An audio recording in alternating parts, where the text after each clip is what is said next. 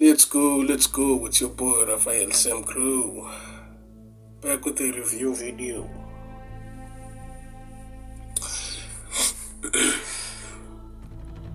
Now, before I begin, I will inform you that in this video there will be spoilers. Understand? There will be spoilers from the show and some spoilers from the books, because I'll be making a reference between the two. I'll go back and forth between the two. So if you have not watched the show or read the books, I suggest you do not continue watching this video, because it's going to be a spoiler right through. So if you have not seen the show, if you have not seen the House of the Dragon show or read the books, please exit the video. You can stop the video. So for those who have decided to exit the video, until next time, salutas Owens. Now, for those of you who stayed, alright, I appreciate you staying. I appreciate you. I know that you guys you do appreciate my honesty. So mostly when I do my reviews, I just based them on what I think and what I see. You understand? So thank you for those who appreciate my honesty, no matter how brutal it is or whatnot. And if you do disagree, you're welcome to post your comments. So, House of the Dragon Season 2, I did promise you guys that I will make a review after I watched it, the whole of it. And it's been like, I don't know, maybe 4 or 5 days since I finished watching it. I finished watching it, Season 2. That was of House of the Dragon, HBO's House of the Dragon, 4 or 5 days ago. So let's begin. First off,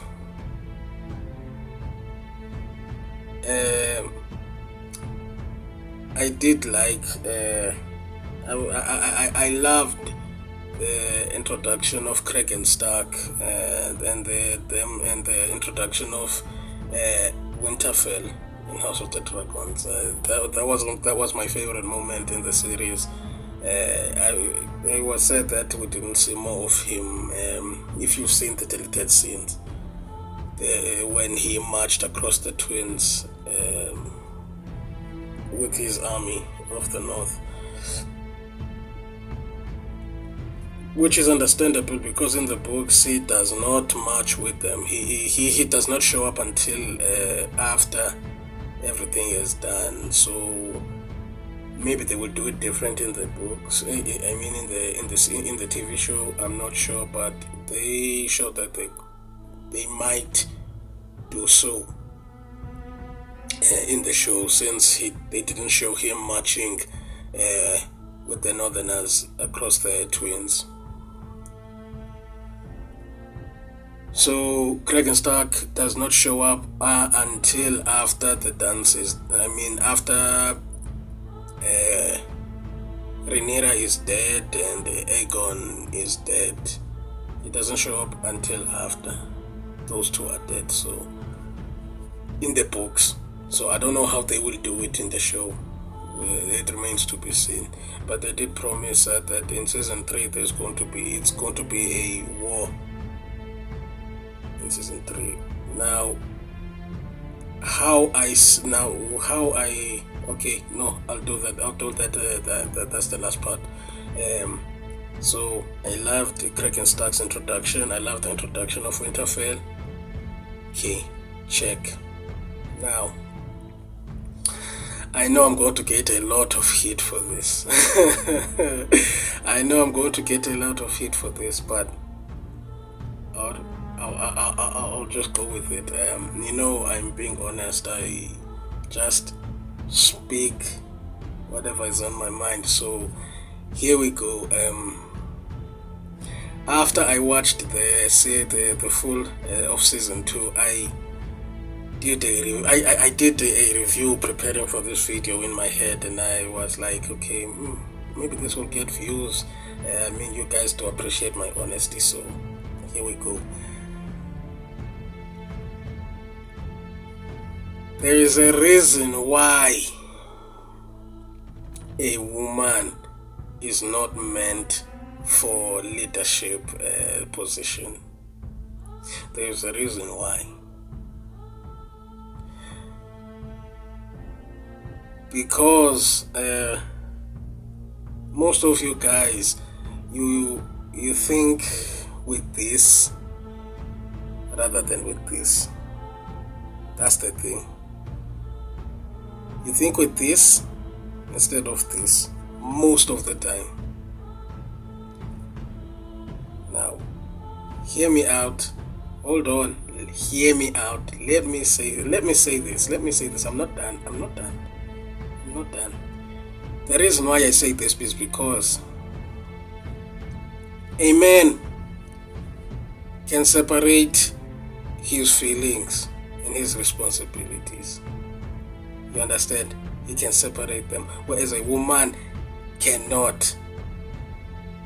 They act out on emotion. You understand? They are emotional creatures, and rightfully so, because it's how you guys were built. So you trying to change yourselves is just going against your nature. Understand? So here's an example. At the first episode, you see that Rhaenyra is looking for Lucerys's body, right? She ends up finding the wing, and she mourns and all that. She has been gone for days from Dragonstone. She has been gone for days searching for Lucerys's body, right? Now I understand, as a mother you have to grieve, right? But as a queen you have responsibilities. As a queen, you did want to be queen, and now you have the position. You have to set aside your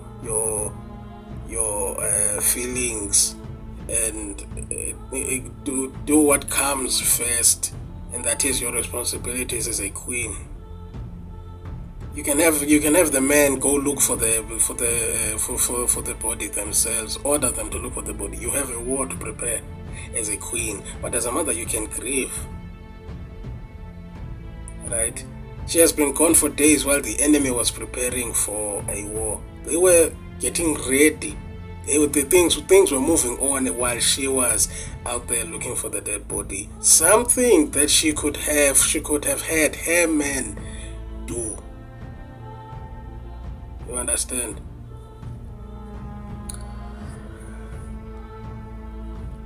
So the difference here is now.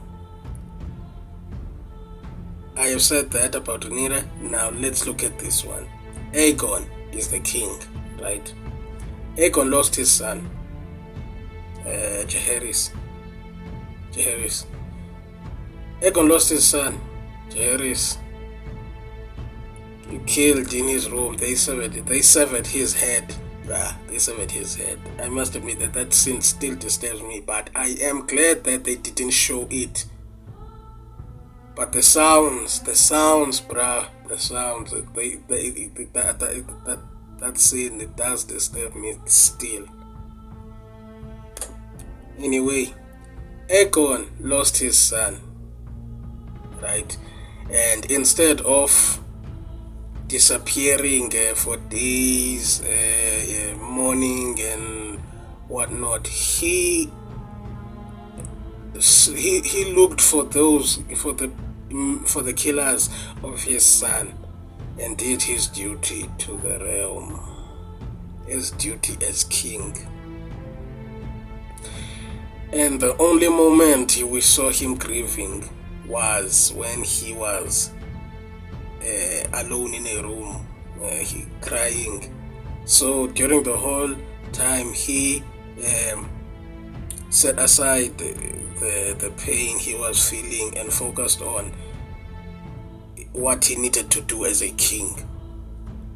And then when that was done, he stepped aside and went to a private room and he let it all out there, right? While his men were preparing for gathering forces and whatnot, his being in that room grieving and his pain did not prevent his men from moving forward with the plans and whatnot. Now I get it. Christian Cole and Amon, they went rogue and planned for themselves without the king's approval and whatnot. But still, he didn't stop them. He didn't stop things from progressing, if you know what I mean. Whereas Rhaenyra disappeared for days, and her disappearance caused her disappearance caused things to stop and not move forward. And no one would do anything without her approval. Even though Daemon, the king consort, Daemon is supposed to be in charge if she is gone, right? So if he says something that this should be done, but no one wants to do something without her say so, causing things to stop and to prevent them from progressing. So that is why I said what I said. You guys, you respond to things with your emotions and not use your heads most of the time. Now, the Harrenhal scene, the Harrenhal scenes, they did get quite annoying at times, but it was understandable why they happened. I mean, it was Daemon needed to sort out the issue, the deep issues he has within. He needed to sort them out so that he can think clearly. And while he's sorting out those issues, he is still progressing things and moving together, man, for his queen. You understand? That's another example. Daemon has deep issues. He has animosity. At first, he did gather those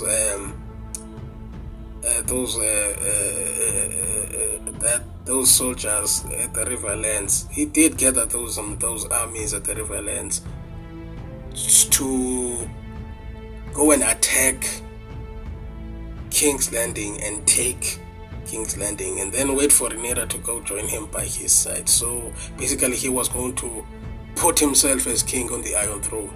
But then the issues, and then the clarity at the end of all that scene, and that changed his mind, and he continued to serve his queen. But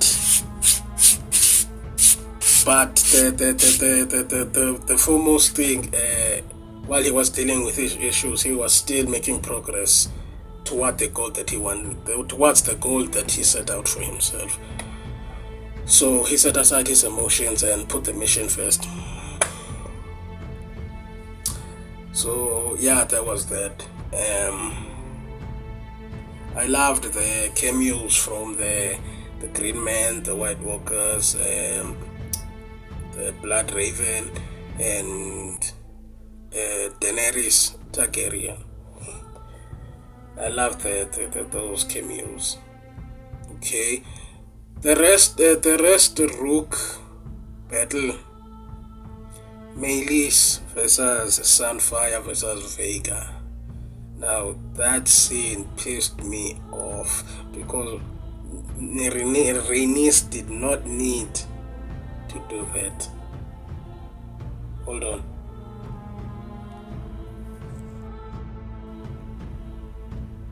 Yeah, as I was saying, guys, the Battle of Rest with Sunfire, Vega, and Meleys.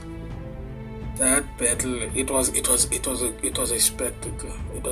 It was beautiful, even though I did not like the dragons hitting each other. I did not like it, but it was a good fight. Probably the highlight of the show after Dragonstart, in my opinion. I love Dragonfest, but I did not like that. I did not like that the dragons were hitting each other. So to me, it's the second highlight of the season. Now, I understand that Rhaenys and Meleys, they went there to, on the order of the Queen, to,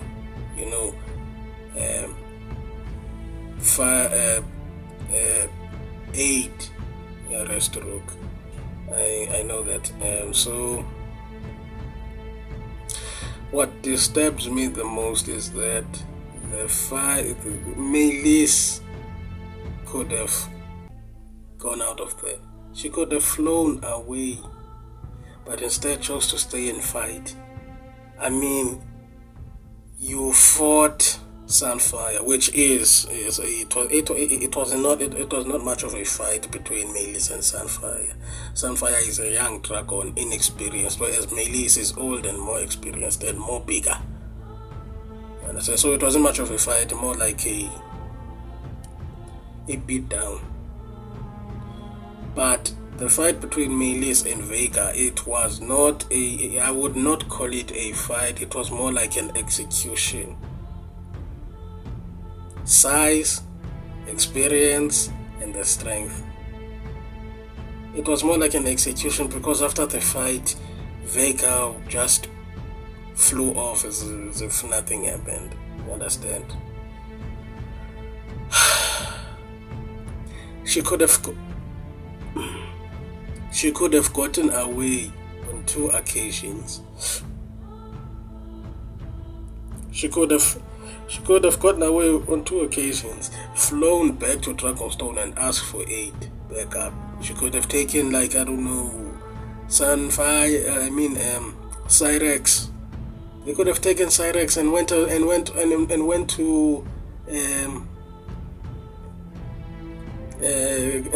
to go against Vega. They probably could have won.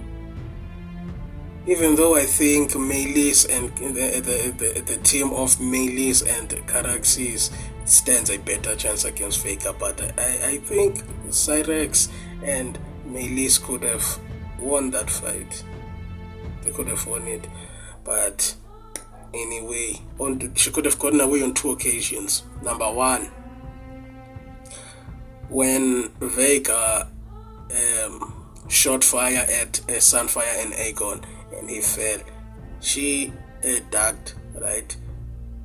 But she was flying away while Vega and Aemond as attention was there. She could have gotten away, but she decided to turn around and pick a fight with fucking Vega.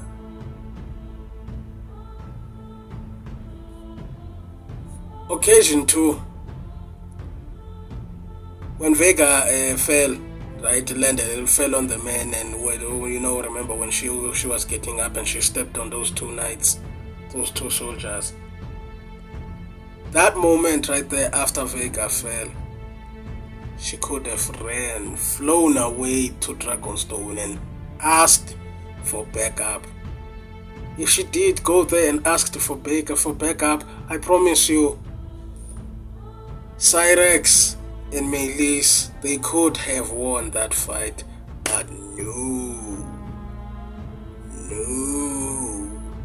I can do it.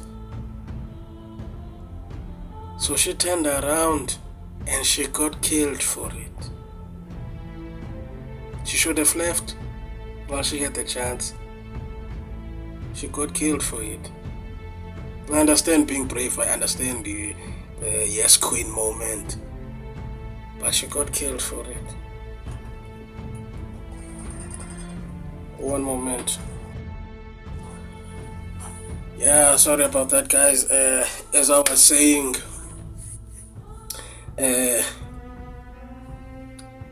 she could have left on those two occasions, but she chose to be brave, and I don't know the reason. I don't know why she didn't flee.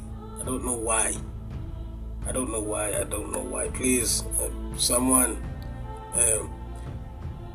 post comments below and explain to me why she decided to turn around and fight a losing fight. Because all I can think about is the yes queen. Yes queen moment, which was very stupid because it served no purpose. It did not. I mean, unless I've missed something, you guys are welcome to tell me what I missed. Otherwise, I did not see the purpose of Melis and Rhaenys dying in this fight. I did not see the purpose. She could have left, go to Dragonstone, told them, hey, I need backup, let's go. Dragons are fast, right? Dragons are fast, and Restrook is closer to Dragonstone. So it was che, and then back. No, che.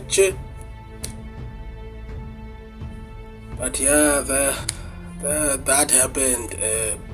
Melis is dead. We lost a dragon. Man, you have no idea how pissed I was when Melis died. You have no idea how pissed off I was because we are one dragon down, one veteran dragon down.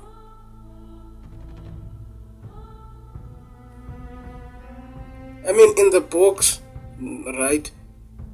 Caraxes and Vhagar at the God's Eye, they fight, right? Caraxes ends up killing Vhagar, but also succumbs to his wounds. You know. So imagine if Melis went toe to toe with Vhagar 100% without having fought Sunfire. Imagine that fight, how we could have went. Now picture Melis and Caraxes going against Vhagar. Both of them against Vhagar. Imagine that fight. It's a win.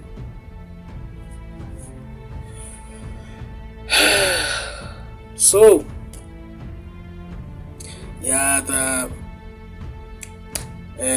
that's the entirety. That's my point of view. That's what I thought about the series. Now those are the points I wanted to talk about in the series. Now let's talk about the thing that most people are going on about are most upset about in the series. They say that there was no action, there was no war scenes. There was just dialogue and bad acting, bad dialogue. They said basically this season nothing happened. That's what they're saying. Basically, they say that this season nothing happened. So, me, I disagree. Despite all the things that I've said, I did enjoy the season. Not as much as the first season, because I think season 1 tops. I don't think anything can top season 1, but we'll have to wait for season 3 and season 4. But season 1, it was good. It was the dialogues were great. Anything was there. Although in season 2, Daemon Targaryen is my favorite character in the season House of the Dragons. he is my favorite character, and I said that in season 1 he was a fan favorite, so in season 2 they toned it down. I don't know why they should have kept it they should have kept him as he is, but anyway, I enjoyed season 2 despite everything that I have said about those things. I enjoyed season 2 because I felt like instead of depending on the actions and the dragon fights and whatnot, right, they focused more on telling a story. There's one more thing I forgot to say. The case between Mysaria and Rhaenys was not needed. It was not needed. It was not needed. I don't care if Emma. I don't care if Emma improvised that scene. That scene was. No. It was not needed. They should have stuck with the script and had that moment. The moment they said that they wanted it to be, instead of the kiss. It did not need to happen. I don't know why that was allowed. I don't know why I don't know why anyone is not going crazy about it, because if that scene was done by a man, everyone would be screaming and with torches and pitchforks screaming cancelled. The man would have been cancelled if it was a man that did that, but no, because it's a woman, they